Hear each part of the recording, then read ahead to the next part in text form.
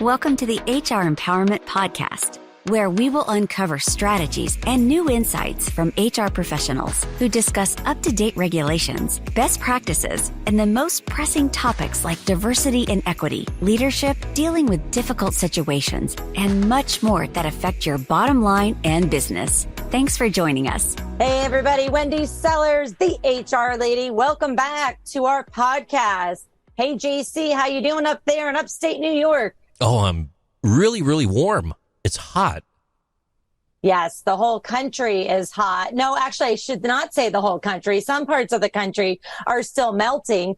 And I think, this is very closely related to our topic today about mental health, is when you're expecting one thing and you get another, which the past few years, I'm sure our very special podcast guests can talk about. The past few years, I don't know, we have this worldwide pandemic. Hey, Juliet, did that affect other people with mental health concerns or develop mental health concerns? Yeah, absolutely. So a lot of people who had never experienced mental health concerns experienced mental health concerns for the first time during the pandemic and also after the pandemic. And two of the biggest things that depression feeds on is isolation and disruption of routine. So can you think of another time in our lives where we've been more isolated or had our routine completely upended? It's really been difficult for people to get back into the hang of things before the way they were before the pandemic.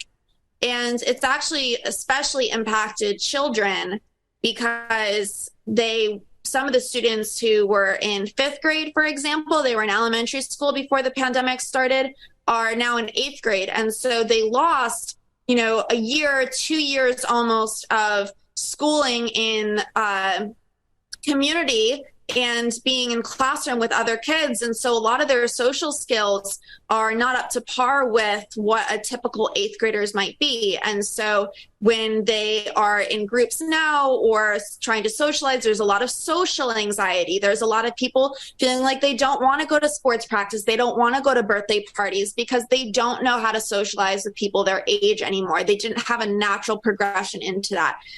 So it's definitely affected a lot of people, whether it be students or employees in the workplace who were used to going into the office and got the hang of that, and that was their routine, and they woke up in the morning and made breakfast, went to the office, went to the gym, came home. Now there are people who had those routines who don't leave their apartment all day long or their houses all day long because they don't really need to.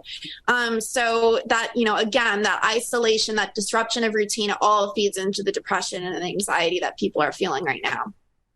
I know. I definitely felt it during the pandemic. And I'm a pretty resilient person. And I was even calling a hotline as well myself because of the isolation, which I initially really enjoyed. And then I was like, okay, I need to talk to anybody, like literally anybody. I need to go sit and have a coffee with somebody.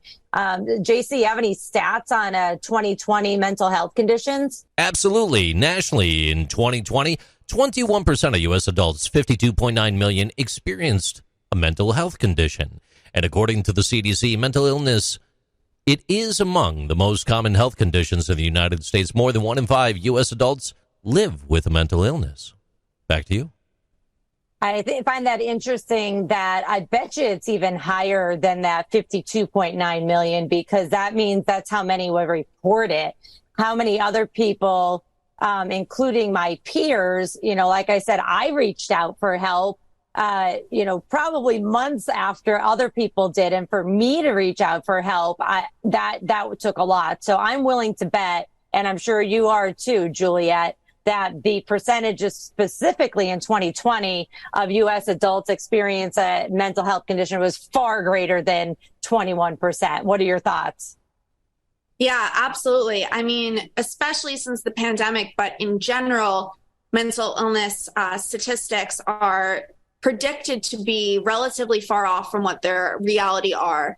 The reality is because of the fact that not a lot of people are willing to go ahead and receive an official diagnosis. So that's how they gauge these statistics, is people going to therapists or going to psychiatrists and receiving an official diagnosis. So even just people who are willing to talk to their friends and say, I have really bad anxiety or I have a really bad depression, those things aren't recorded. Right. We also have a huge lack of information when it comes to statistics on mental illness and statistics on suicide. It's not researched or updated as much as it is for the other leading mental illness, the leading illnesses in the country. We're still super far behind in terms of keeping the physical health data up with the mental health data. So absolutely, those statistics would likely be much higher if more people felt comfortable receiving a diagnosis. Right. So, where do we go from here? Whether you're in HR, whether you're a business owner, whether you're a manager, or whether you're just somebody listening saying, I want to help somebody else. I mean, is it enough to just learn how to be an active listener? Being an active listener is extremely important when it comes to providing peer support, but we also need to take action. So there's something called the Good Samaritan Act. And the Good Samaritan Act is a law that certifies that anybody who assists in a mental health or physical health crisis can be protected against a lawsuit as long as they can prove that their means were motivated with good intent. And so earlier, I think JC mentioned that people are afraid to help because they're worried about doing something wrong. And so we really encourage our clients, the companies that we work with, to get all of their staff trained so that they not only know how to have a conversation and be a good listener, but they also know how to act. And so that includes connecting people to treatment, like we said earlier, with the CPR and the calling 911 and the ambulance.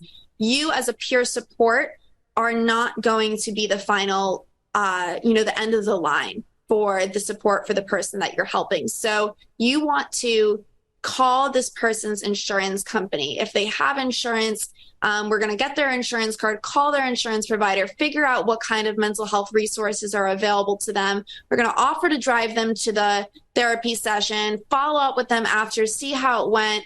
If someone doesn't have health insurance, we go through in our course, what kind of resources are available to them. But no, as much as listening can go a really long way, we need to learn how to act as well. I just looked up while you were talking. I totally forgot about the Good Samaritan Act. So thank you for that. I looked it up on the National Library of Medicine, and it does say that in the USA, all 50 states have Good Samaritan laws, and provisions of these laws do vary from state to state. But generally speaking, they recognize the moral duty to stop and render treatment rather than a legal requirement. And, our lawsuit happy country here, that you will, for the most part, be protected if you're trying to do the right thing, right? Right. And I hear from a lot of clients of ours and HR representatives that we're talking to. Typically, HR is our point of contact when we're going, and trying to get our services into schools and companies. They typically understand the need for this type of service, but when they pass it up the chain, a lot of the barriers that we hit is that companies are worried that if we open the conversation about mental health, we're going to face some sort of lawsuit. And the truth is that in a study done in 2021, 65% of people reported speaking to a coworker about their mental health, but less than 50% of those employees reported receiving a supportive response. So people are having these conversations, whether or not companies feel comfortable with it or not. And the better, the more educated we are, the better suited we are to help, and the less liability that we can expect. Thank you for that. Hey, everybody, thanks for listening to episode 3 of our 5-part series on peer support training for mental health. We're here with Juliet Meskers, who's the CEO and co-founder of Moth, MOTH, Minds Open to Heal. We'll be up soon with episode 4, where we're going to talk a little bit more about active bystander approach. Thanks for joining us. Thank you for joining the HR Empowerment Podcast, brought to you by Aurora Training Advantage. We hope you've gained new insight and strategies to navigate the HR profession. We look forward to you joining us again on the HR Empowerment Podcast.